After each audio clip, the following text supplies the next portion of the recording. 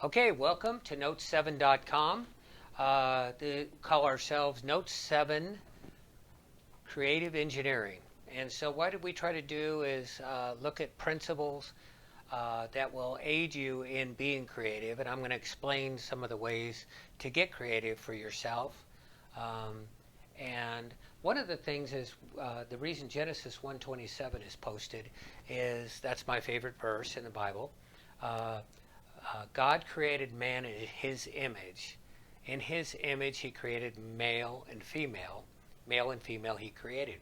It uses that word created 3 times. And if we're in his image, we can create. And in essence, that's what separates us from every other beast or animal on the face of the planet. Bees are still making the exact same honeycomb. Monkeys are still sticking in sticks and collecting ants. But humans, created in God's image, we can create, invent. It's awesome. Write music, poetry, um, video, internet. So this class is designed to help all of us break ourselves out of the mold and be able to push ourselves to a more creative place.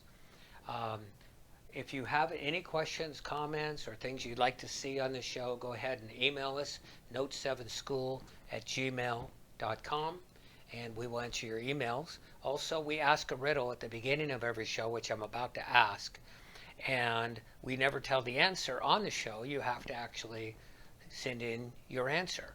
And because we feel like we're creative and you're creative, you may come up with answers we never even thought of. So everybody gets the correct answer, not correct, the answer we're expecting. We will post that. And if you come up with an alternate answer that we think is correct or better than what we had expected, we'll post that under a different category. So the riddle today is we have to solve this seemingly simple problem. Okay? So one of the reasons we use riddles is the premise of a riddle is it brings you down a path of what you think is the answer, and it never is the answer. So by studying riddles, it will help you think past the path where everybody thinks they want you to go, where you're about to go, to step back and say, wait a minute, is that really the right answer? Is that really the best answer? Or is that really the only answer? So our riddle today seems very simple. The square root of 25 minus the square root of 9.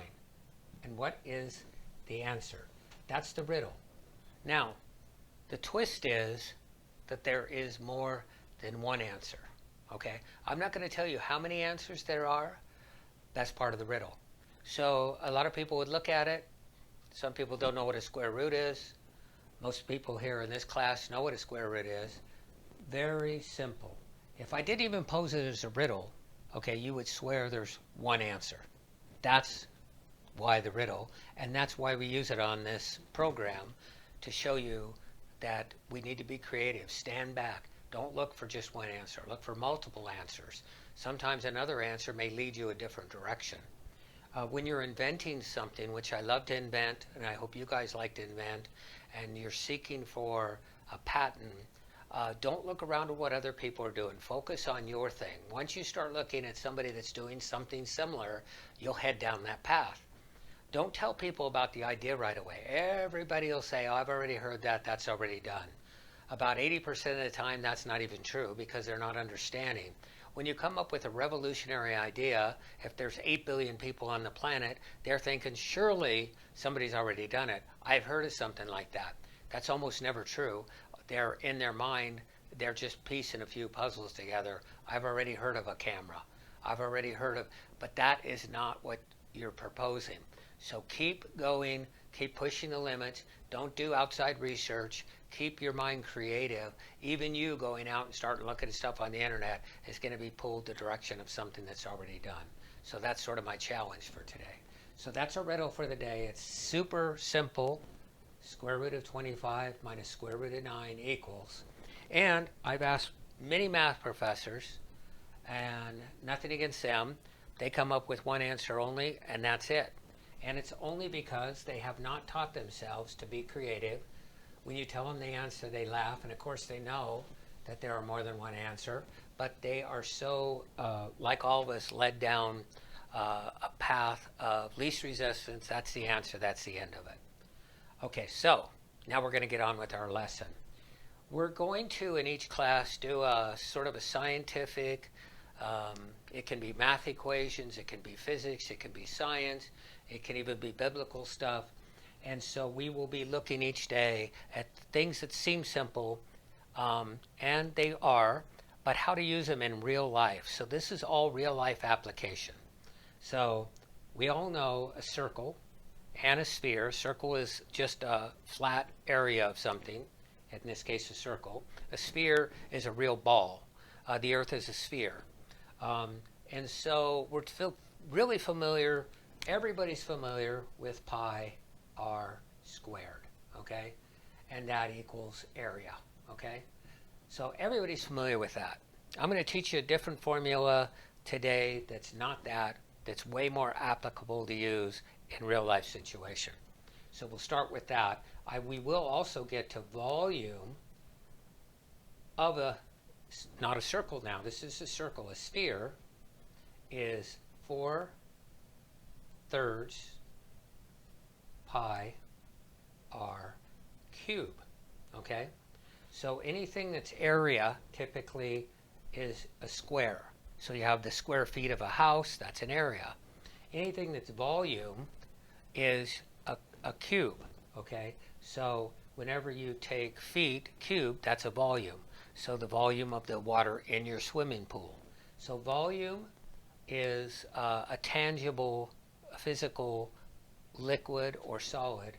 Typically an area just represents a surface area. So first we're just going to focus on the area of a circle. Now, the other formula that we're not taught in school too much, but this is the one you need to start using, is pi d squared over 4, okay? Might seem more complicated at first, but pi d squared over 4. It turns out that when a radius is half of a diameter, so it's really a diameter over 2. When you square the 2, you get 4, and when you double the radius, you get d. So this is the exact same thing, and I want you to memorize this. This is what you're going to use in real life.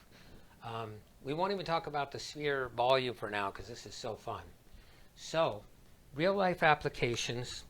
I'm a hydrologist. A lot of times we're designing pipe, size of pipe to carry water, usually runoff from storm drains, sometimes sewer, many times supplying pipe for water lines. So in the streets, for fire flow, we call it potable or potable drinking water. So real life situations, many times on my plans I'll specify two 24-inch pipes, two 2-foot pipes. So I've got two 2-foot pipes under, let's call it a driveway, okay? And the client builder is supposed to put in two 2-foot pipes. One of the things, first of all, is nobody ever talks about anything in terms of radius. When you order pizza, if you're ordering a 12-inch pizza, you don't say, I'd like a 6-inch radius pizza. When you order pipes, you don't say, I'd like a 1-foot radius pipe. So radius out of the real world doesn't even really exist. We talk about diameter. And so that's why this is critical. So when somebody says I put in two 2-feet pipe or 24-feet pipe, then they said that's what you called for. But I decided I'm going to put in 4 12-inch pipes. It's the same thing. All right, here's this is a 2-foot, so here's a 1-foot, here's a 1-foot diameter, and here 1 foot and 1 foot. Knowing this formula, it turns out when you compare A to B, everything crosses out. So if you were to say, let's just take a 2-foot pipe, 2 foot squared, that's the diameter, 2 foot squared, pi, and then over 4. So this is this. Here's what they put in. okay, they put in two 1-inch or two 1-foot pipes. So you divide that by pi, diameter, 1 squared. In this case, they put in two of them, so we'll multiply it times 2, okay? And divide by 4. So what happens is, these all cross out. So all you really need to know is d squared over d squared, okay? So in this case, 2 times 2 is 4, so it simplifies. We've got 4. 1 squared is 1, okay? And then there's two of them, so that's 2. So they put in, this will hold 2 times more than 2 4-inch. So the net effect is 2 squared is 4, 1 squared is 1. That's what you compare. You overlay them, and now a 2-foot pipe holds 4 times what a 1-foot pipe is. And now you can do this quickly. When I'm ordering a pizza and I have a 12-inch for $10, or let's call it a 18-inch, that's pretty big, for $15. So 1 squared, 12-inch, is 1. That's all I need to know. And 1.5 squared is 2.25.